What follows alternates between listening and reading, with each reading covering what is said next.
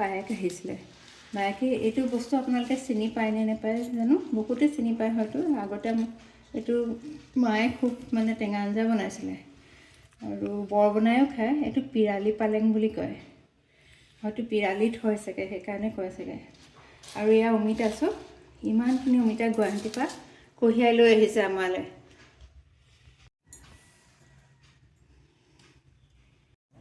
এই আছোঁ পিৰালি পালেঙৰ এয়া বৰ বনালোঁ।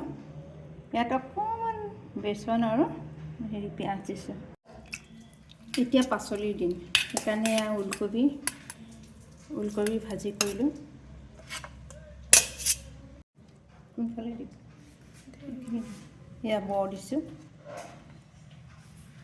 ঠাণ্ডাকালি এই পাচলিবিলাকৰ কাৰণে বৰ ভাল লাগে। এয়া জলফাই পিটিকা, জলফাই, ধনিয়া, আলু।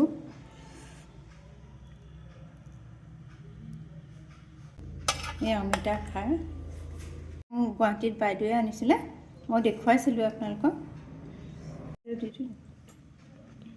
এয়া ৰহৰ দাইল, এয়া পদিনাৰ চাটনি। জলকীয়া বেলেগে দিয়া নাই কাৰণ পদিনা চাটনিকণত জলকীয়া দিছোঁ।